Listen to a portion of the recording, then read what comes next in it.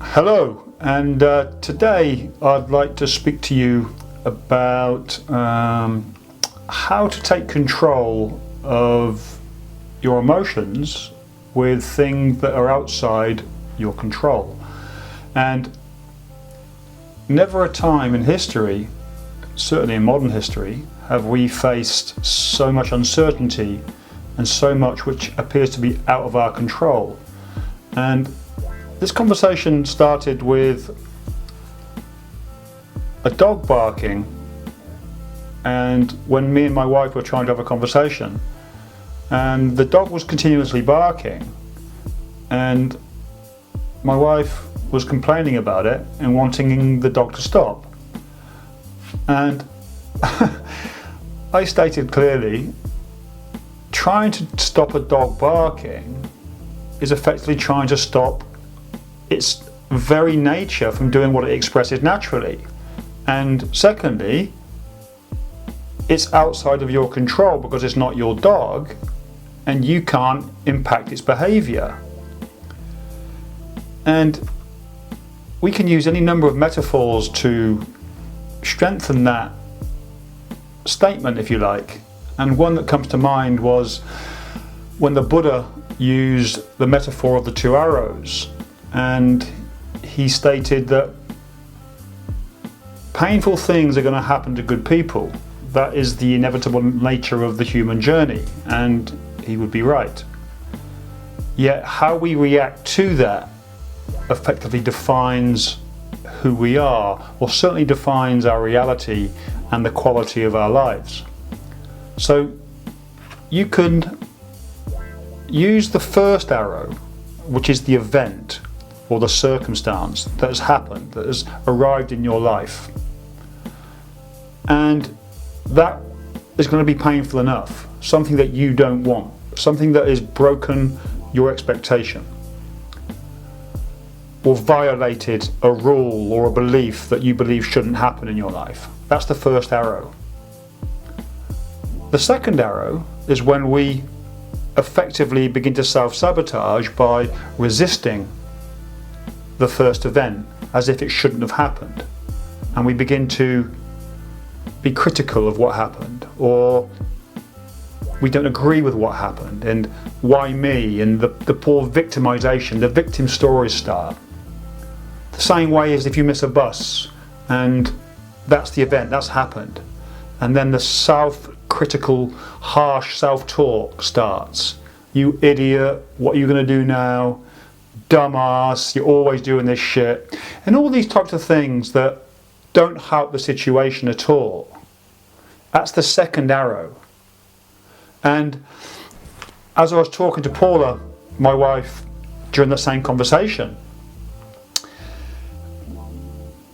I used another metaphor, because they're very powerful. They're far more powerful than just open conversation, because it speaks to the deeper unconscious part of ourselves, and so the words and the stories we build in our heads become very, very powerful agents of change or realization.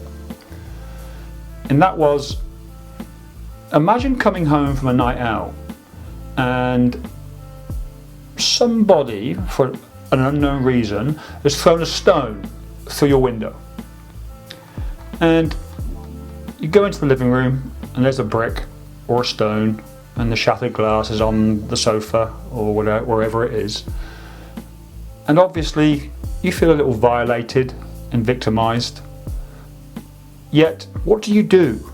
First of all, I would imagine you get a dustpan and brush and you clear up the glass which is visible. And then you tape over the hole as best as you can if it's tapeable.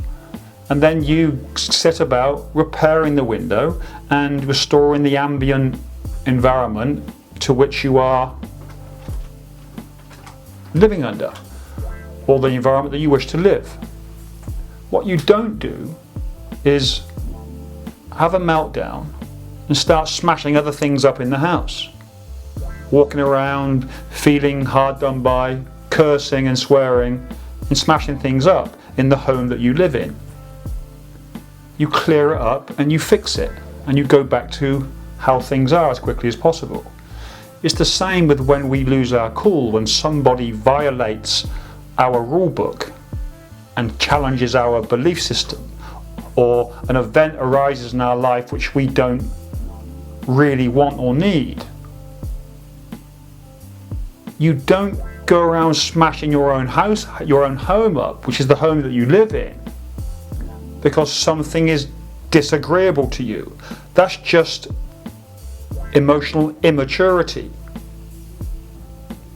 You deal with what is and come back to the ambient environment which is meaningful and enhancing to your existence, which is one of calmness, being centered, harmonious, healthy. And so remember, everything that a human being is doing, and you are a human being creating your reality one moment and one thought at a time, you owe it to yourselves to take back control of your emotional responses, because every thought, every choice, every word, both spoken and not, is creating a vibratory signature which is affecting the quality of your life. And it's that vibratory frequency which you are broadcasting to the external world, where other people, circumstances and situations tune into that sound and become attracted to it, which then becomes your reality in the form of events, circumstances and people that align with your frequency.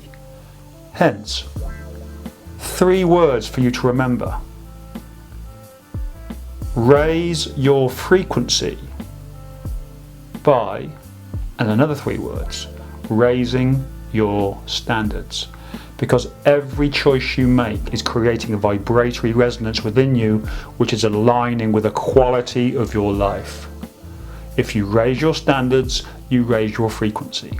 And that frequency effectively transmits and receives information into the quantum field, which then comes back to us in the form of events, circumstances and people.